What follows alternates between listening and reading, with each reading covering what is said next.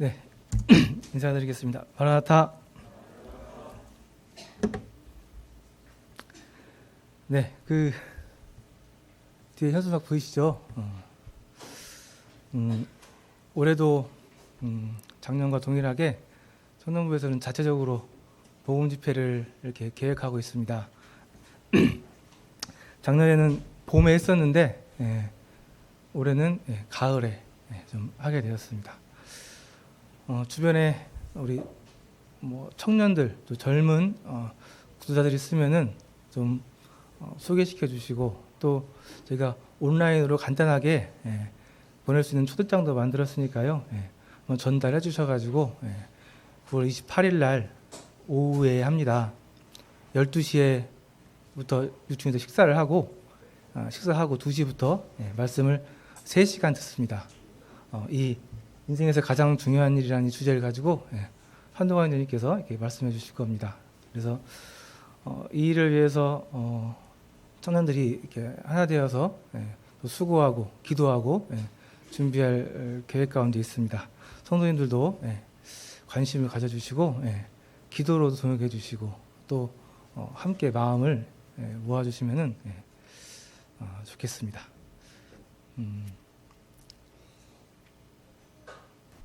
청년부 안에서도 구원받는 영혼들이 너무 귀해서 청년들이 이 구원의 역사에 대해서 많이 기대하고 있고 또 바라고 있고 그렇습니다.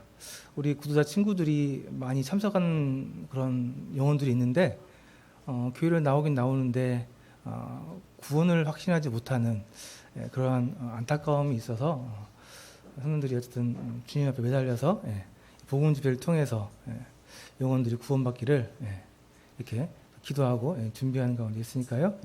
기억해 주시고 함께 해주시면 감사하겠습니다. 오늘은 제9장 예배의 장소, 그리스도인의 최상의 의무 예배에 대해서 계속 말씀을 나누고 있는데요. 앞으로 9장하고 10장 두가 나왔습니다. 오늘은 9장 예배 장소에 대해서 좀 말씀을 좀 나누고요. 나누겠습니다. 내일이 추석이죠. 내일이 추석 연휴가 시작이죠. 제 별명이 추남입니다. 저 학교 다닐 때 별명이 추남이었어요. 그래서 추할 추가 아니고 가을추. 그래서 가을만 되면 나이를 먹고 나서부터 그랬는지 모르지만 좀 가슴이 좀 설렌가? 좀 싱숭생숭하고 좀 이상합니다. 좀 이상한 기분 있죠? 이게 나이를 먹어가서 그러나 싶기도 하고 그렇습니다. 봄에는 아무렇지 않은데 가을만 되면 이제 낙엽 떨어지는 것만 봐도 좀 마음이 좀 그렇습니다. 그래서 요즘 제 별명이 왜 추남이었었나 한번 이렇게 좀 생각이 좀 되더라고요. 어쨌든 내일부터 이제 추석 연휴신데 이미 벌써 출발하신 분들도 계시고 이제 가족들이 갈 계획도 가지고 계시는 것 같은데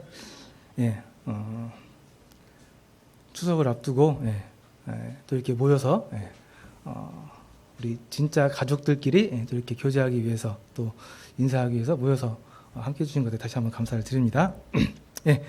오늘 예배 장소에 대해서 말씀드리겠습니다. 예배를 이제 어디서 드리느냐 이제 그런 얘기인데요. 내용은 적습니다. 우리 교재에서도 내용은 4장, 8페이지 정도 되는 분량입니다. 그러니까 많은 내용은 아니에요. 그리고 성도님들이 잘 아시는 것처럼 우리가 예배를 어디서 드리는지 이미 잘 알고 계십니다. 그래서 이 예배 장소에 대해서 성경에서 예수님께서 또 사도 바울의 가르침이 어떻게 되는지 한번 이렇게 돌아보도록 하겠습니다. 예배를 어디서 드려야 하는가? 구약에서는 성전이었죠. 그렇다면은 신약에서도 여전히 성전이냐, 그렇지 않느냐, 그건데요. 성경에서 어떻게 말씀하고 있는지 한번 보도록 하겠습니다. 사마리아 여인과의 대화를 좀 이제 보실 건데요. 잘 아시는 것처럼 예수님께서 이 사마리아 여자와의 대화를 통해서 예배를 어디서 드려야 되는지 말씀을 해주셨습니다. 그래서 이 사마리아 여자의 대화 이 부분을 좀 같이 좀 살펴보면서 어떻게 말씀하고 계시는지 보도록 하겠습니다. 잘 아시는 것처럼 이 사마리아 여인은 유명한 여자입니다. 그러죠? 모르는 사람이 없을 거예요. 그런데 이 여자의 이름은 모릅니다. 그죠? 사마리아의 수가라는 성에 살았던 여자로만 이렇게 알고 계실 거예요. 성경에 거기까지만 나와 있거든요. 근데 요한복음 4장에 나오는 이야기예요. 요한복음 4장에 나오는 이야기인데 이 이야기가 그냥 동떨어진 이야기가 아니고 쭉 연결되는 이야기입니다. 그 전에 예수님께서 예루살렘에 올라오셔가지고 성전을 이렇게 한번 어지럽히시고 그 다음에 밤에 니고데모와 이렇게 대화를 해요.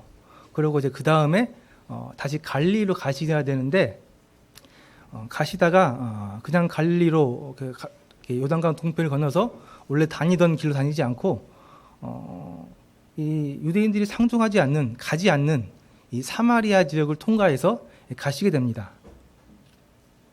그래서 이 사마리아 여인과의 대화는 좀 그 의미를 잘 살펴보시기 원한다면은 이 니고데모와의 대화 또 그 전에 있었던 이 물로 포도주를 만든 기적 다 연결돼서 좀 보셔야 되는 부분이긴 해요. 그래서 그걸 다 할 수는 없고 좀 가깝게 니고데모와의 대화에 대해서만 좀 보시면은 이 사마리아 여자와의 대화는 니고데모와의 대화를 통해서 같이 구원이 필요한 사람들이 누구인가에 대해서 말씀을 하고 계십니다. 이 특별히 니고데모, 사마리아 여인, 양극단에 있는 사람들을 배치시키면서 구원을 받는데 어느 누구도 어떠한 사람도 구원을 받지 못할 만큼 밑에 있는 사람도 없고 어떠한 뛰어난 사람도 구원을 받을 필요가 없는 사람도 없다는 것을 예수님께서 이 대화를 통해서 이 사건들을 통해서 얘기를 하시는 거예요. 그래서 잘 아시는 것처럼 니고데모는 대단한 사람이었잖아요. 신문상으로 유대인이었고 그러나 사마리아에는 유대인들이 개 취급하는 사마리아인이었습니다. 그렇죠? 니고데모는 사내들인 공회원이었죠. 지금 말로 치면 국회의원이었다는 뜻이고 또 랍비라고 불렸던 사람입니다. 그러니까 학문적으로도 굉장히 뛰어났던 사람입니다. 그런데 이 사마리아 여인은 여기다 하는 것처럼 이름도 없고 사마리아 사람이었고 또 유대인들이 호적에 올리지도 않는 여자였습니다. 그리고 무엇보다도 이 사마리아 여자는 남편이 6명이 있었습니다. 6명. 그러니까 전에 있던 남편이 5명이 있었고 지금 남편까지 하면 6명이었다는 얘기죠. 그러니까 추측하기로는 이 사마리아 여인은 그 유대인들이 개 취급하는 그 사마리아 사람들 중에서도 왕따를 당하는 따돌림을 당하는 그런 사실 아주 불쌍한 신분적으로 보면은 가장 최하위에 있었던 그런 여자라고 볼 수 있습니다. 정오에 물을 들어왔잖아요. 정오에 물을 들어왔다는 얘기는 그 뜨거운 시간대 유대인들은 다 집에서 쉬는데 그때 사람들을 피해서 물을 들어왔다는 얘기거든요. 우물가에. 그러니까 이 여자는 니고데모와 아주 비교되는 아주 극 아래에 있었던 그런 여자였습니다. 그런데 중요한 것은 예수님께서 이 여자를 찾아갔다는 겁니다.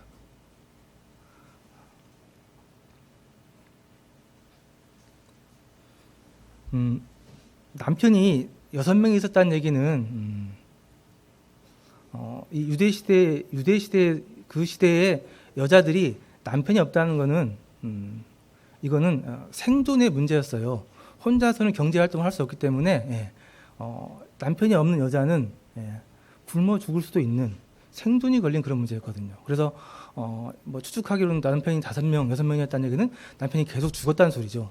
그렇지 않고는 재혼을 할 수가 없기 때문에 아마 그랬을 거라고 추측이 되는데, 이런 상황이니 이 마을에서도 이 여자는 상당히 따돌림을 당하는, 사람들이 모이면은 수군수군대는 그런 여자였던 것 같죠.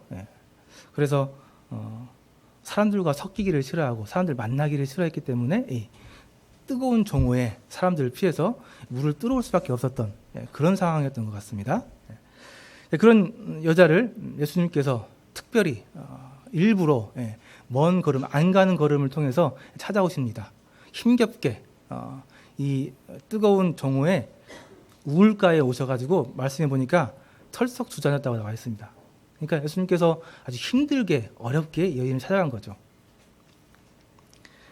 이 여인과의 대화가 전개되는데 전개되는 내용을 보면은 좀 특이합니다. 우물가에서 예수님께서 앉아 계시는데 이 여자가 왔을 때 물을 좀 달라고 합니다. 근데 이제 이 사마리아 사람들은 이 유대인들과 오랫동안 상종하지 않았기 때문에 많이 달라요. 외형적으로도 그렇고 옷 입는 것도 그렇고 달라요. 그래서 예수님께서 이 사마리아 여자에게 말을 걸었을 때 사마리아 여인은 이 예수님이 유대인이라는 걸 알 수 있었습니다. 그래서 이 유대인들과 사마리아는 상종을 하지 않고 법적으로도 이게 금지되어 있거든요. 그래서 이 유대인 남자가 사마리아 여자에게 말을 건다는 것은 사실 있을 수 없는 일이었습니다. 근데 물을 좀 달라고 하시죠. 우물가에서. 그러자 사마리아 여인이 어떻게 유대인 남자가 나한테 물을 달라 하느냐. 그러니까 예수님께서 내가 주는 물을 마시는 자는 영원히 목마르지 아니하리라 이렇게 얘기하시면서 이 물에 관한 이 대화가 나중에는 남편으로 이렇게 이어집니다.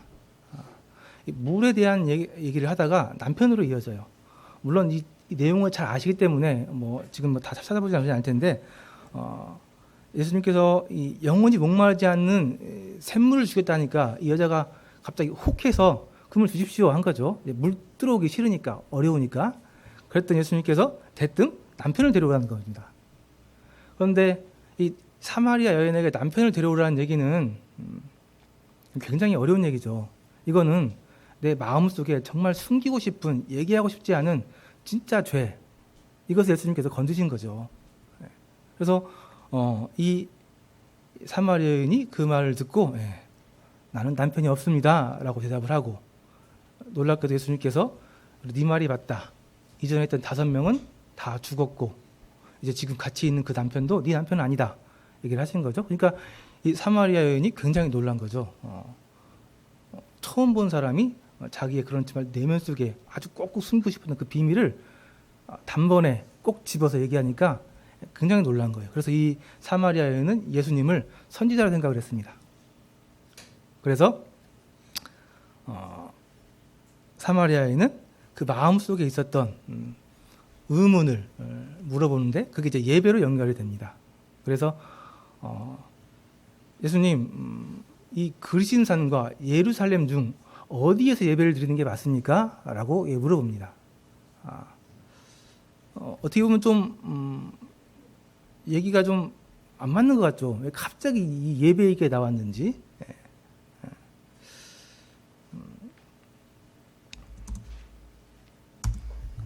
예수님께서는 이 예배에 대한 말씀을 하시기 위해서 사람들의 이 갈증에 대해서 얘기를 하십니다. 특별히 이 갈증에 대해서 얘기하기 위해서 우물가에서 이 여인을 만나서 얘기를 했는데요. 이 우물가는 좀 특별한 장소입니다. 성경에서 이 우물가는 어디 많이 나오죠? 뭐 할 때 많이 나왔던 것 같습니까? 그렇죠. 남녀가 만난 장면에서 결혼을 해야 하는 신부를 처음 만나는, 신랑을 처음 만나는 그런 장소로 많이 등장했던 장소가 이 우물가입니다. 그러니까 예수님께서 요한복음에 말씀해 놓은 이 이야기들은 하나 허투른 게 없어요. 이 우물가에서 예수님이 이 사마리아 여자를 만난 것은 네가 남편이 6명이나 있었는데 그 6명의 남편들은 다 진짜 남편이 아니다. 네 진짜 남편은 나다. 그래서 참 남편을 만나게 되는 그러한 모양을 보여주고 또 그런 것을 예표하기 위해서 여기서 이렇게 얘기를 한 겁니다. 사람들은 누구나 다 하나님을 떠난 이유로 마음에 갈증이 있는데 사람들은 이 갈증을 참 주인인 하나님으로 대체하지 않고 자기들 생각대로 자기들에게 필요한 것들을 자기의 우상으로 삼아서 이런 갈증을 해결하려고 하고 있습니다. 이러한 사마리아 여인과의 대화를 통해서 모든 인간들이 이렇다 하는 것을 지금 꼭 집어서 예수님께서 지금 말씀하고 계신 거거든요. 그래서 이 사마리아 여인 특별히 남편을 통해서 이 갈증을 해결하려고 하는 남편을 통해서 자기의 만족을 채우려고 하는 이러한 상황이 있었던 거죠. 그래서 원래 사람은 예배하기 위해 만들어진 존재입니다. 그래서 이 사람은 무언가를 예배해야 되는 그런 존재예요. 근데 사람들이 하나님을 떠나서 다른 것들을 잘못된 것들을 예배하고 있습니다. 이 예배가 기독교에만 있는 게 아니죠. 불교에도 있고 이슬람에도 있고 힌두교에도 있고 다 있습니다. 물론 이제 그 예배 드리는 대상이 좀 달라서 그런 것 뿐이죠. 대부분 우상, 자기에게 필요한 것들, 자기에게 복을 주는 것들, 그런 것들을 예배하고 있죠. 그리고 심지어는 종교가 없는 무신론자들도 예배합니다. 누구를 예배하죠? 자기 자신을 예배합니다. 그렇죠. 예배하는 존재로 지어진 이 사람들은 무언가를 예배해야 되는데 많은 사람들이 하나님을 모르고 잘못된 것들을 예배하고 있습니다. 그것을 지금 콕 집어서 예수님께서 말씀하고 계시는 거예요. 그래서 이 사마리아 여인과의 대화를 통해서 예수님께서 이 예배에 대해서 잘못된 예배에 대해서 얘기를 하고 있는 겁니다. 예배가 뭐냐면은 영어로 워십이죠, 워십.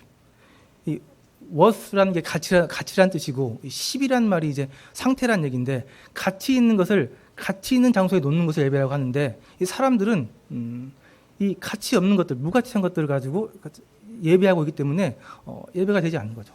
정말 가치 있는 것, 이 세상에 정말로 가치 있는 것, 하나님 한 분, 그분을 하나님의 자리에 놓고 그러고 그렇게 생활하는 게 예배인데, 많은 사람들이 이렇게 잘못된 각자 자기들의 우상을 만들어서 예배하는 이런 현실에 대해서 얘기를 하고 계시는 겁니다. 그래서 이 사마리아 여인과의 대화가 왜 예배 방향으로 이렇게 갔는지 좀 이해가 가시죠? 그래서 오늘 우리가 봐야 될 것은 예배 장소, 어디서 예배를 드리느냐 이건데요. 이 사마리아 여인의 마음속에는 이런 의문이 있었던 것 같아요. 내가 하나님을 예배하긴 해야 되는데 우리 사마리아인들은 이 그리심산에서 예배를 한다고 하고 유대인들은 예루살렘에서 예배를 한다고 하는데 어디가 맞는 거지? 아니 그런 의문이 있었던 것 같아요. 그래서 예수님께 물어보죠. 예수님, 예루살렘입니까? 그리심산입니까? 물어본 겁니다. 그래서 또 현실을 좀 아셔야 되는데요. 사마리아 사람들은 그리심산을 하나님을 예배하는 장소로 얘기하고 주장합니다.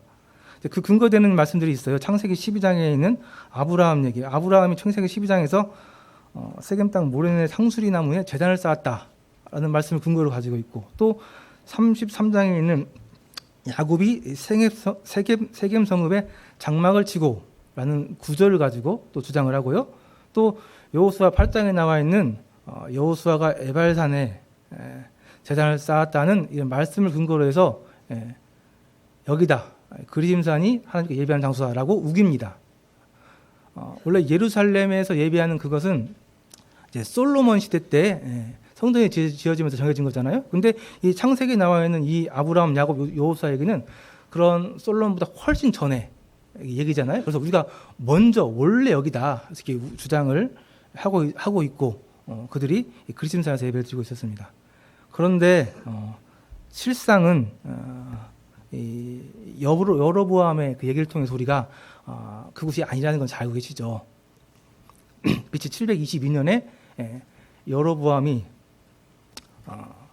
솔로몬 아들 르호보암에게 대항해서 10지파를 데리고 북쪽에 북이스라엘 지역에 북이스라엘이라는 나라를 만들었는데 이 북이스라엘 지역의 사람들이 자꾸 예배를 드리기 위해서 예루살렘에 가는 거예요. 성전에. 그게 못마땅해서 이 여로보암 왕이 이 베델과 단 지역에 이 신전을 만들어 놓고 여기 하나님이 계시다. 여기서 예배해라. 해서 이제 북이스라엘 사람들이 그때부터 거기서 예배를 드리기 시작한 거죠.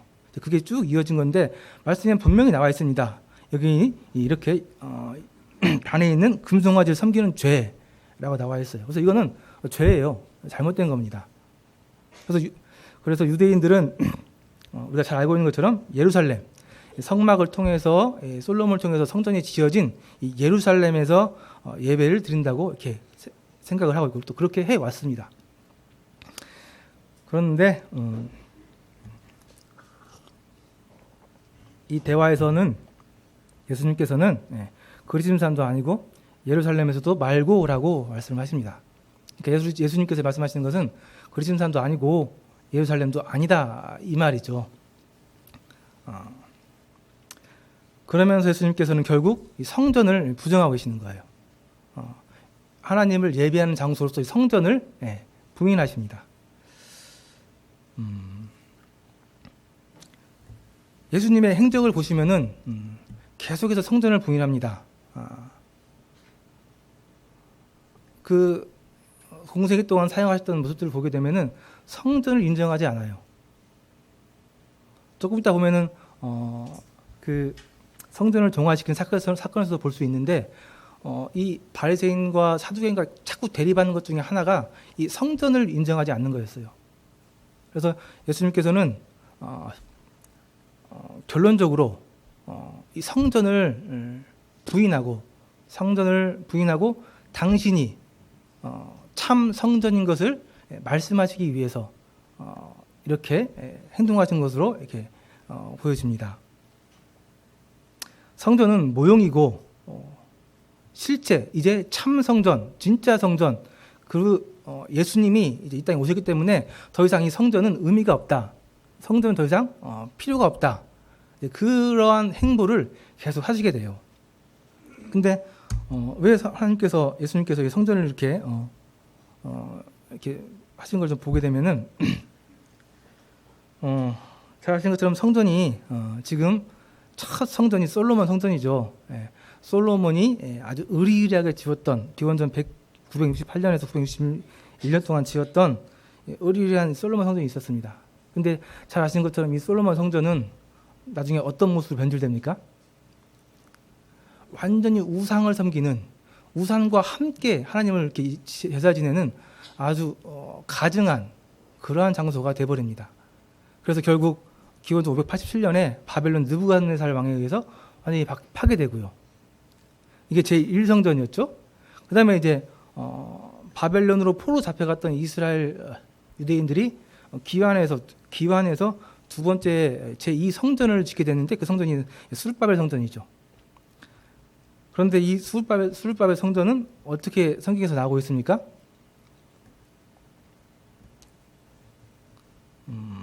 말라기에 보시면은 잘 나와 있어요. 제발 누가 이 성전문 좀 닫아버려라 라고 말할 정도로 이 성전도 결국은 타락하게 됩니다.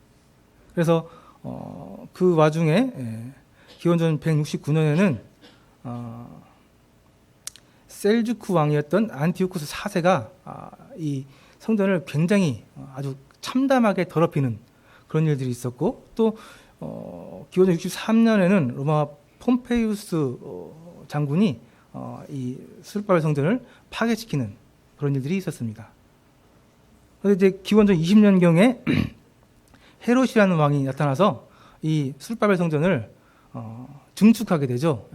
크게 증축하게 됩니다. 그래서 아주 의리의리한 성전으로 증축하게 되는데, 이 성전도 결국은 나중에 로마의 타이투스라고 하는데 이 티투스 장군에 의해서 완전히 파괴됩니다.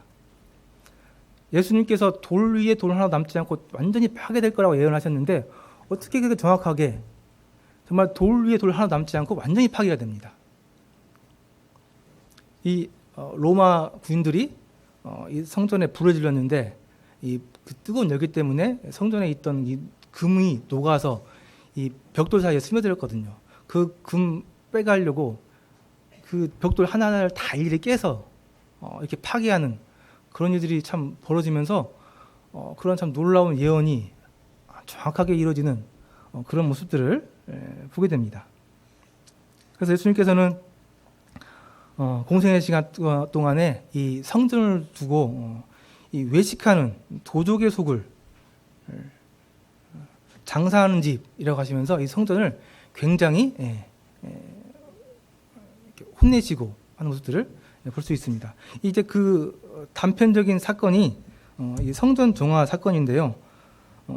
한 일부 학자들은 성전 정화 사건이라고 하고 성전 파괴 사건이라고 얘기를 합니다. 예수님께서 이제 모형이었던 하나님의 임재가 따라서 껍데기만 남아있는 죄의 소굴이 되어버린 이 성전을 완전히 파괴하고 진정한 실체, 본체인 당신이 성전임을 나타내기 위해서 이 성전을 파괴시킨 사건이라고 이렇게 얘기를 하는 분들이 계십니다. 근데 상당히 일리가 있는 것 같습니다. 이 성전 파괴 정화 사건에 대해서는 제가 찾아보니까 이 수요일 날 말씀을 전해준 적이 한 번 있더라고요. 2016년 12월에 이명정 선생님이 성전을 정결하게 하는 예수님이라고 하는 제목으로 말씀을 한번 전한 적이 있는데요. 이 성전 정화 사건은 논란이 좀 있습니다. 이게 한 번 있었던 일이냐, 두 번 있었던 일이냐 논란이 좀 있어요. 요한복음에 보면은 요한복음 2장에 공생의 초기에 예루살렘에 올라가셔서 성전을 정화시키는 사건이 나오고요. 근데 다른 복음서에는 예수님 그 돌아가시기 직전 그 주에 성전을 정화시키는 사건이 나타납니다. 그래서 이게 한 번 있던 사건을 이렇게 요한복음에서 이 사도 요한이 구성상 앞에 배치를 시킨 거냐, 아니면 실제로 두 번 있었던 사건이냐, 이렇게 좀 논란이 좀 있는데 다수의 학자들은 두 번 있었던 사건으로 이렇게 얘기를 합니다.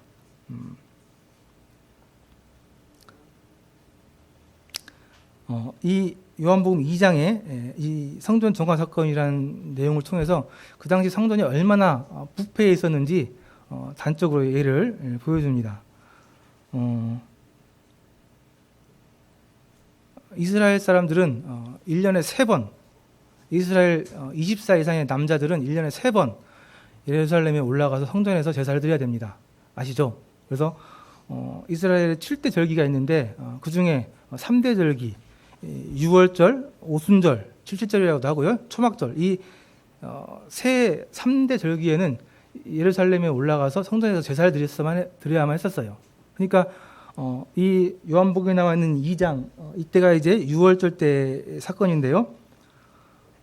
이 6월절만 되면은 유대인들뿐만 아니라 이방 쪽에 살고 있었던 디아스포라, 또 이방인이었는데 유대인으로 개종한 사람들까지 해서 수많은 사람들이 기록에 보면은 남자들만 13만 명이 모였다고 합니다. 그러니까 이제 여자의 애들까지 하게 되면은 거의 100만에 가까운 사람들이 모였다고 그래요. 그래서 이 기간 때는 사람들이 텐트를 치고 살았을 정도로 많은 사람들이 이렇게 모였다고 그래요. 사진에 보이는 것처럼 사람들이 많죠. 근데 이 사람들이 이제 다 성전에 제사를 드리러 모인 건데 성전에 들어가기 위해서는 속전이라고 하는 성전세를 내야 됩니다. 반세겔. 우리가 이제 그 어디 박물관 같은 데 들어가면 입장료 내는 것처럼 이 사람들이 성전에 들어가기 위해서는 속전이라는 성전세를 냈어야 했어요. 근데 그 당시에는 이제 로마가 지배하는 시대였기 때문에 모든 화폐가 다 로마 돈입니다. 그 로마 돈에는 그 로마 황제의 그 모습이 있어요. 그래서 그 돈을 속전으로 낼 수가 없습니다. 그래서 이 로마 돈을 이 세겔로 환전을 해야 됐어요. 그래서 이 성전에는 환전소가 있었습니다. 근데 이 환전소에서 수수료를 얼마를 떼었냐면은 약 50%를 떼었다고 그래요. 그러니까 1,000원 내면 500원 주는 거죠. 그러니까 완전 날강도죠, 날강도. 근데 이것을 사내들인 공원들이 이렇게 주관하고 있었습니다. 공회에서. 그러니까 이게 엄청난 폭리를 취하고 있었던 거죠. 이 성전을 통해서, 하나님의 전을 통해서. 하나님께서, 예수님께서 분노하신 이유 중에 하나입니다. 또 이 수많은 사람들이 제사 지내기 위해서 재물을 가져왔었어야 돼요. 흠없는 재물을 가져왔었어야 되는데 먼 지역에서 오는 사람들은 이 재물을 들고 오기가 힘들잖아요. 그래서 대부분은 이 시장에서, 가축 시장에서 재물을 구입해야만 했었습니다. 그래서 이 시대 때 이 성전 근처 이 감람산 부근에 약 4곳에 가축 시장이 열렸었다고 해요. 그리고 이 가축 시장은 성전 안에 이방인이 들어갈 수 있는 이방인의 뜰에도 이 가축 시장이 있었다고 해요. 그리고 이 가축 시장에서 이 재물을 파는 사람들이, 그 일을 주관하는 사람이 이 바리새인들이었는데, 아니 대제사장 그런 이제 일가들이었는데, 이 사람들이 이 재물을 팔면서 엄청난 또 폭리를 취했다고 합니다. 그러니까 이 사람들이 그 재물을 검사를 했어요. 가지고 온 재물을. 그런데 그래서 자기들 시장에서 안 산 거면 그냥 밖으로 놓는 거예요. 그 재물이 흠이 없어지잖아요. 그래서 어쩔 수 없이 그 시장에서 파는 재물을 사게 만들었던 거죠. 그런데 이 말도 안 되는 어마어마한 가격으로 팔았던 거죠. 그래서 이런 예수님께서 거기에 가셔서 그것을 그냥 다 엎으시고 분노하신 거죠. 그러면서 다 물러가라, 이 도적 두놈들아, 그러신 거죠.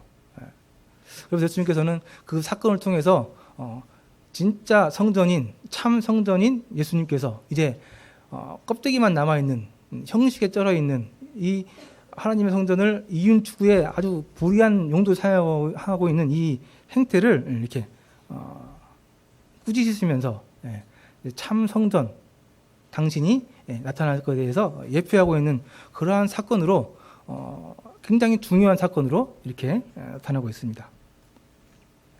그래서 장소로서의 성전은 이제 잘 아시는 것처럼 신약에 와서는 의미가 없습니다. 그 성전 더 이상 의미가 없어요. 그래서 지금 성전 남아있지 않죠. 남아있지 않습니다. 아까 얘기한 것처럼 제1성전, 2성전 완전히 파괴됐고, 그리고 그 성전이 지었던 그 터에 놀랍게도 이방인의 성전이 서 있는 참 아이러니한, 참 어떻게 보면 참담한 그러한 상황에 있습니다.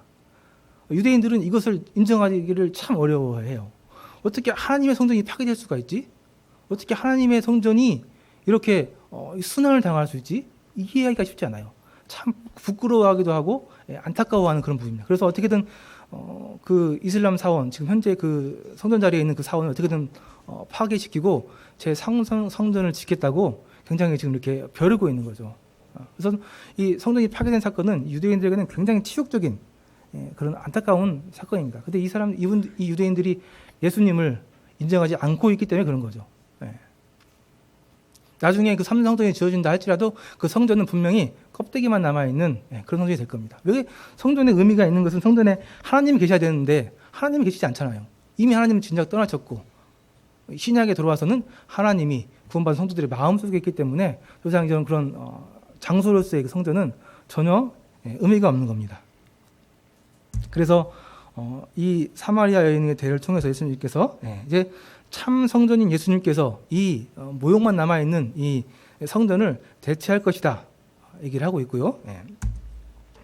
아까 말씀드린 것처럼 이 말라기서에 보면은 이 제2성전, 이 수르바벨 성전도 얼마나 타락했는지 제발 누가 좀 이 성전문을 닫아버려라, 닫았으면 좋겠다 얘기를 하시고, 말라기서 3장 1절에 보면 만군의 여호와가 이르노라, 내가 내 사자를 보내리니, 이 사자가 예수님입니다. 그가 내 앞길에 길을 준비할 것이요 또 너희가 구하는 바 주가 갑자기 그의 성전에 임하시리라. 이 갑자기 임하시리라는 이 사건이 예수님께서 이 성전에 나타나신 사건을 얘기하고 있는 겁니다. 그래서 너희가 사모하는 바 언약의 사자가 임하실 것이다. 그래서 이 사자가 이 껍데기만 남아있는 옛 모형의 성전을 파괴시키고 참 성전으로서 나타나실 거다 하는 이런 예언의 말씀을 해주신 겁니다. 그래서 예배 장소, 예배는 더 이상 지상의 어느 특정한 장소나 개인의 인가에 의해 만들어진 특정한 건물에 제한받지 않는다라고 예수님께서 여러 가지 이제 말씀들을 통해서 가르쳐 주고 계십니다. 그래서 예배는 더 이상 어떤 한 장소의 문제가 아니라 구원받은 그리스도인들의 마음의 영적인 상태의 문제라는 거죠. 그거에 대해서 얘기를 하고 계시는 거고요. 그래서 예배는 하늘의 위대한 대제사장을 소유하고 있기 때문에 어떤 인간 중보자가 필요하지 않다. 그래서 이제 우리 마음속에 계시는 성령님이 계시기 때문에 또 우리의 대제사장 되신 예수님이 계시기 때문에 더 이상 이런 장소나 예배를 대신해줄 대제사장도 필요하지 않은 겁니다.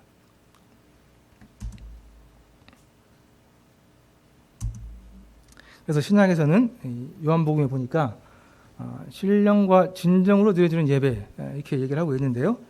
이제 영적인 상태를 얘기하는 겁니다. 더 이상 장소를 물어봤는데 예수님께서 이렇게 말씀하시잖아요. 장소에 대한 얘기는 안 하시고 이 신령과 드려지는 예배에 대해서 말씀하시는 거거든요. 그러니까 더 이상 장소는 의미가 없고 영적인 상태 이게 중요하다는 얘기죠. 옛날 성경에는 신령과 진정으로 나와 있었죠. 진정. 예, 그렇죠. 그래서 좀 많이 헷갈리셨을 거예요. 신령은 이제 그 헬라어에 보니까 피누마라고 해서 성령이라는 뜻입니다. 이건 성령으로 다 알고 계시는데 이 진정이 진심으로 막 아주 정성스럽게 들어지는 그 진정인가 했었는데 이게 보니까요. 진리라는 말이 이제 헬라어로 알레테이아라는 뜻이라는 말인데 어떠한 모형, 가짜의 대체에서 드러나는 실체, 본질이라는 뜻이에요. 그러니까 실체, 본질, 결국은 예수님이라는 의미입니다.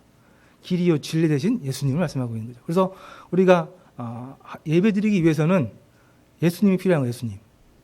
예수님 없이 우리는 하나님 앞에 나아갈 수가 없죠. 예배드릴 수 없습니다. 그래서 예수님 없이 구원받지 못한 사람들은 예배드릴 수 없습니다. 그죠? 그래서 예배드리는데 꼭 필요한 것은 진리 예수님이고요. 그 다음에 성령님께서 인도해 주시는 겁니다. 성령님께서 우리가 예배할 수 있도록 인도해 주시는 겁니다. 그래서 우리가 드리는 예배는 이 신령과 진리, 예수님을 통해서 예배를 드릴 수 있습니다. 여러 서신서에서도 사도 바울의 형제님의 가르침을 통해서도 얘기하고 있습니다. 너희는 너희가 하나님의 성전인 것과 하나님의 성령이 너희 안에 계신 것을 알지 못하느냐. 그래서 너희가 하나님의 성전이라고 말씀해 주고 계시고요. 고린도서 6장에 보면은 우리 몸은 너희가 하나님께로부터 받은 바 너희 가운데 계신 성령의 전인 줄을 알지 못하느냐. 너희는 너희 자신의 것이 아니니라. 라는 말씀을 통해서 우리 몸이 성령의 전이라는 말씀을 가르쳐 주고 계십니다. 어디가 성령의 전이라고요? 우리 몸. 그러니까 우리 몸이 성전이라는 거죠. 그러니까 우리 몸은 어떻게 해야 돼요? 거룩해야 됩니다. 거룩해야 돼요. 우리 몸은 거룩해야 돼요. 왜요? 성전이기 때문에 그렇습니다. 요한복음 고린도서 6장에 나와 있는 이 말씀이 이 말씀을 하시게 된 그 배경을 보게 되면은 이 고린도 교회 얘기인데요. 이 고린도 교회가 참 문제가 많았죠. 그 중에 하나가 이제 음란함인 것이 문제였던 교회 중에 하나입니다. 이 고린도 지역에는 이 신전이 많이 있었는데 이 신전들 안에서 이 참 예배드리기 위한 그러한 일로 이렇게 창녀들이, 그러니까 신녀라고 하는데 이런 신녀들과 이렇게 잠을 자는 이런 참 말하기 참 어떻게 보면 참 민망한 이런 일들이 빈번하게 아주 흔하게 이루어지고 있었던 그런 동네였어요. 고린도가 참 그렇죠. 예. 근데 재밌는 것은 이걸 당연하게 생각했다는 거예요. 이걸 죄로 여기지 않았다는 얘기입니다. 그러다 보니까 이 고린도 교회에 있던 성도들도 이것에 대해서 자기들을 합리화시켜야 되는데, 그러면서 이 고린도 성도들이 했던 얘기가 영지주의죠. 우리는 몸과 영이 있는데 이 몸은 필요 없는 거고 영이 중요하다. 그러니까 영만 깨끗하면 돼요. 몸은 들어도 상관없어. 그러니까 몸이 짓는 죄들은 아무렇지도 않아. 말도 안 되는 얘기죠. 예. 근데 이렇게 자기들을 합리화시켰어요. 또 이런 가르침들이 교회에 많이 이렇게 퍼지고 있었습니다. 그래서 특별히 사도 바울 형제님께서 너희 몸은 성령의 전이다 라고 하시면서 우리 몸을 거룩하게 지켜야 될 것에 대해서 얘기를 하신 겁니다. 그러니까 우리 성도님들 몸은 거룩해야겠죠? 네, 그렇습니다. 우리가 하나님의 성전이라는 것, 이 내 몸이 하나님의 성전이라는 것을 우리가 인식하고 있다면, 잊지 않는다면 우리가 상당히 죄로부터 자유로울 수 있을 겁니다. 그래서 우리가 죄에 대한 유혹이 있을 때마다 우리의 이 몸이, 이 육신이 하나님의 전인 것에 대해서, 하나님의 성전인 것에 대해서 인식하시고 기억하시고 지혜롭게 행하시기를 바랍니다. 로마서에 보니까 너희 몸을 하나님이 기뻐하시는 거룩한 산제물로 드리라. 내가 드릴 영적 예배니라 하면서 어떻게 드려야 되는지 말씀하고 계십니다. 여기도 몸이 나와 있죠. 너희 몸을 하나님이 기뻐하시는 거룩한 산제물로 드려라. 우리 몸을 드린다는 얘기거든요. 그래서 이 몸은 그냥 단순히 우리 몸뚱아리를 얘기하는 게 아니고 우리 삶 전체 자체를 얘기하는 거예요. 그래서 하나님이 기뻐하시는 거룩한 제사는 우리 몸, 우리 전체를, 우리 삶을 하나님께 드리는 것. 그래서 우리가 우리 삶에서 하나님답게, 하나님을 참 가치 있는 분으로 여기면서 그렇게 합당하게 생활하고 살아가는 것. 이게 하나님께서 기뻐하시는 영적 예배라는 겁니다. 그래서 이 예배라는 건 우리 삶을 그렇게 하나님 앞에 드리고 하나님을 위해서 이렇게 살아가는 것. 이게 참 예배라는 겁니다. 영적 예배라는 거예요. 그렇게 살아가셔야 한다는 얘기입니다. 신약에서 우리가 드리는 참 예배가 이런 거라는 거예요. 그래서 우리는 어느 한 순간에만 또 어느 한 장소에서만 하나님을 예배하는 게 아니고 이제 장소와 시간을 초월해서 모든 장소에서 모든 시간에 하나님을 예배하는 삶을 살아가는 것이 신약에서 예수님께서 새롭게 참 진리로 얘기해 주신 예배의 방법입니다. 이게 예배의 삶이죠. 그렇게 살아가고 계시죠? 네. 네. 우리가 지금 올 한 해 주제를 예배로 이렇게 정하고 벌써 9월 달인데 얼마나 변화가 있었는지 잘 모르겠습니다. 저 자신부터 좀 살펴보면은 큰 변화가 있지는 않은 것 같아서 안타까움이 있는데 어쨌든 우리의 이 예배드리는 삶은 평생 가야 될 일입니다. 아직 좀 시간이 남아 있으니까요. 우리 함께 하나님 앞에 드릴 수 있는 영적 예배를 드릴 수 있도록, 참 예배를 드릴 수 있도록 좀 함께 서로 격려하고 같이 하면 좋겠습니다. 네. 예배 중에 또 하나 이제 공동체 예배가 하나 더 있는데요. 이제 개인의 삶에서 드려진 예배를 말씀드렸기 때문에 이 공동체에서 드리는 예배에 대해서 말씀을 좀 드려야 할 것 같아서요. 좀 추가를 했습니다. 에베소서 2장에 보면은 그러므로 이제부터 너희는 외인도 아니요 나그네도 아니요 오직 성도들과 동일한 시민이요 하나님의 권속이라. 너희는 사도들과 선지자들 터 위에 세우심을 입은 자라. 그리스도 예수께서 친히 모퉁이돌이 되셨느니라. 그 안에서 건물마다 서로 연결하여 주 안에서 성전이 되어가고. 여기서 성전이란 말이 나옵니다.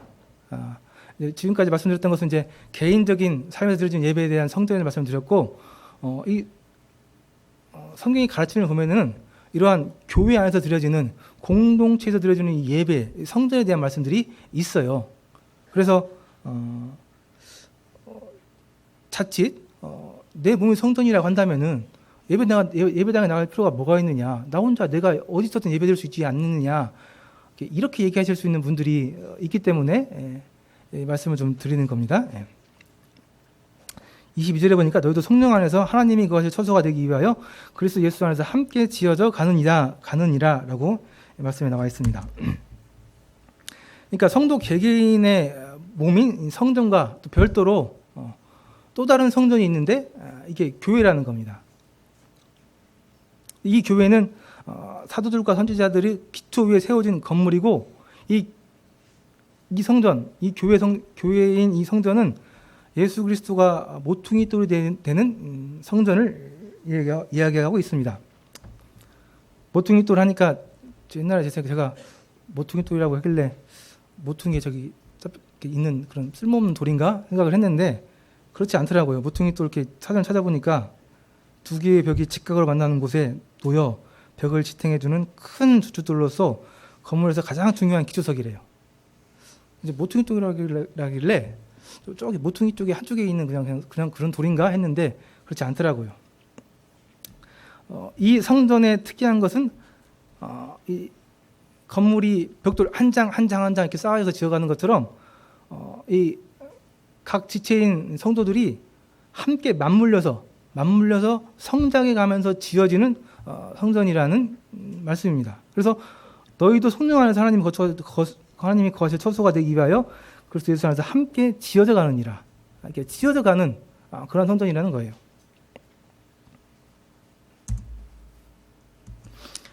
개인적으로 드리는 예배와 다르게 많은 그리스도인이 한 마음으로 함께 드리는 예배는 특별하다 말씀드릴 수가 있는데요. 우리가 우리의 개인적인 삶을 통해서 하나님을 예배할 수 있지만은 하나님의 자녀된 모든 성도들이 한 자리에 모여서 함께 하나님을 예배하는 것은 특별하다는 얘기입니다. 우리가 자식들이 부모님에게 효도할 수 있죠. 개인적으로 효도할 수 있습니다. 그러나 특별한 날 한 자리에 다 같이 모여서 함께 부모님을 효도할 수도 있어요. 그죠? 이건 좀 특별한 겁니다.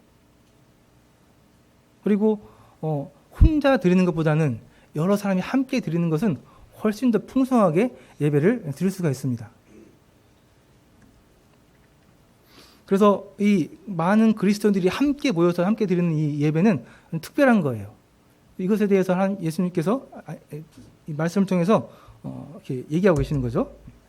그리고 이 개인적인 예배와 공동의 예배는 서로 돕습니다. 서로 도와요. 이 개인의 예배의 삶은 모여서 공동의 예배를 우리가 그러니까 함께 드리는 예배를 풍성하게 하고요. 또 이 함께 드려진 은혜로 풍성하게 드려진 공동의 예배는 개인의 예배를 돕습니다. 그러니까 개인적인 예배를 드리던 분들이 모여서 함께 드리는 공동의 예배는 그 예배를 풍성하게 하고 이 풍성한 이 은혜의 예배는 개인의 예배를 풍성하게 이 개인의 예배를 때로는 죽어 있는 어려운 이 개인의 예배를 살리기도 한다는 얘기예요. 그러니까 이 예배 두 가지 예배는 서로 돕는다는 얘기입니다. 그래서 우리가 한결같이 항상 예배의 삶을 살기 위해서는 유지하기 위해서는 신자들이 함께 모여서 성도들이 함께 모여서 교제하며 격려하는 이 시간이 필요하다는 이야기입니다. 그래서 자꾸 이 모이기를 피하는 사람들, 혼자 신앙생활을 하려고 하는 사람들은 잘못 생각하시는 거예요. 하나님의 뜻이 아닙니다. 자칫 자기 몸이 신전이라는 이유 때문에 나 혼자도 충분히 하나님 예배할 수 있다 이렇게 생각하실 수 있는데 하나님께서 이렇게 바라시는 모습은 아니라는 겁니다. 그래서 우리는 할 수 있으면 모여서 서로 격려하고 사랑하고 또 도와주고 또 함께 진정으로 하나님께 예배하고 하는 이런 것들을 같이 조화롭게 하셔야 된다는 얘기입니다. 마지막으로 이렇게 여러 사람들이 모여서 예배를 드리다 보니까 좀 형식이 좀 필요합니다. 최소한의 형식이 필요해요. 언제 모이고 어떻게 모이고 또 떡은 어떻게 나누고 또 몇 시에서 몇 시까지 나누고 이런 것들 형식들이 필요해요. 왜 그러냐면 이제 여러 사람이 함께 해야 하기 때문에 최소한의 이런 형식들은 필요가 합니다. 그래서 우리가 이런 형식들을 정하고 하고 있죠. 그런데 이런 형식들이 과도해지면 문제가 되죠. 이런 현상들이 나타나는 이유는 그 안에 진짜 하나님을 예배하는 그런 마음들이 없을 때 나타나요.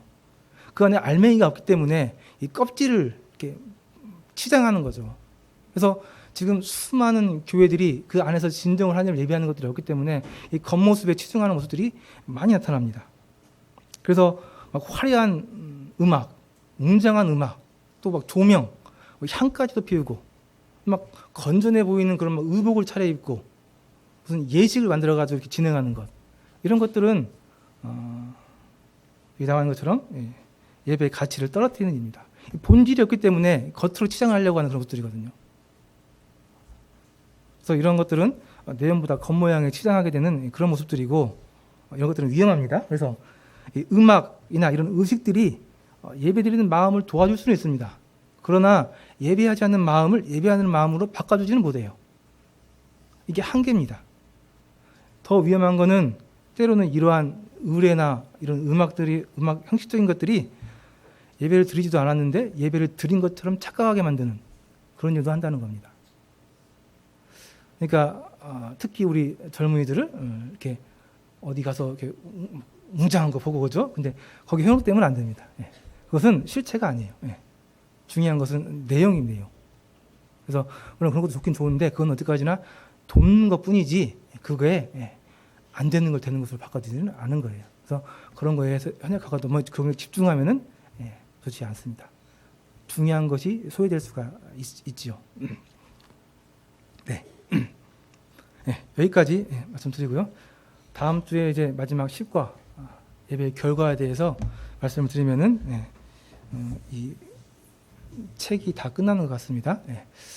그래서 이제 책이 다 끝나기 전에 우리 성도님들 기린록교회 예배드리는 이런 우리 자세들이 많은 변화가 발전이 있기를 함께 소원합니다. 이상으로 마치도록 하겠습니다.